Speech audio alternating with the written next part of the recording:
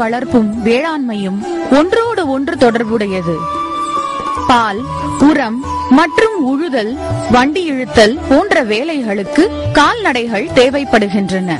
அதே போன்று பன்றி, ஆடு, செம்மறியாடு, நாட்டுக்கோழி, வான்கோழி போன்றவை அவற்றின் இறைச்சி மற்றும் முட்டைக்காக வளர்க்கப்படுகின்றன. இது போன்ற துணை தொழில்கள் இப்பொழுது வர்த்தக ரீதியாக முக்கியத்துவம் பெறுகின்றன. அதனால் இவற்றை முழுநேர தொழிலாக பலர் செய்கின்றனர். தொழில் சார்ந்த அணுகுமுறை வளர்ப்பதற்கான இனத்தேர்வு செய்தல், தீவனம் கொடுத்தல், பராமரித்தல் போன்றவற்றில் காணப்படுகின்றது.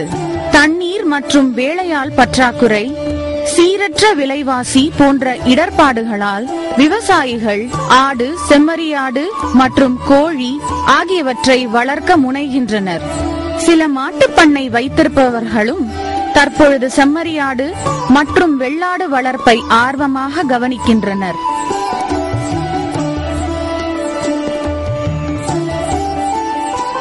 செம்மறியாடு மற்றும் வெள்ளாடு வளர்ப்பு மிகவும் பழமையானது.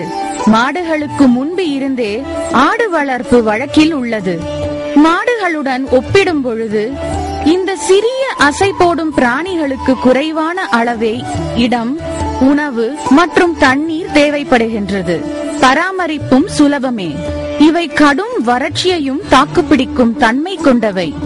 செம்மறி மற்றும் வெள்ளாடுகள் ஏறக்குறைய அனைத்தையும் உண்ணும் பழக்கமுடையவை. அவை உணவு இல்லாமல் 7 நாட்களும், தண்ணீர் இல்லாமல் 3 நாட்களும் தாக்குப்பிடிக்கும் திறன் கொண்டவை. அவை அனைத்து தட்ப வெப்ப நிலைகளிலும் வாழும் இயல்புடையவை.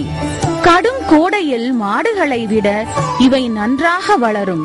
விவசாயம் செய்ய நிலம் இல்லாதவர்களும் செம்மறி மற்றும் வெள்ளாடு வளர்ப்பில் ஈடுபடலாம். பணம் தேவைப்படும் பொழுது ஆட்டை உடனடியாக விற்று பணமாக்கலாம். நம் சமூகத்தில் மாட்டிறைச்சியை இந்துக்களும் பன்றி இறைச்சியை முஸ்லிம்களும் உண்பதில்லை. ஆனால் ஆடுகளை அனைவரும் சாப்பிடுவர். அதனால் இதற்கான தேவை அதிகமாகவே உள்ளது. பால், இறைச்சி, கம்பளி, உரம் ஆகியவை ஆடு வளர்ப்பில் நமக்கு கிடைக்கின்றன.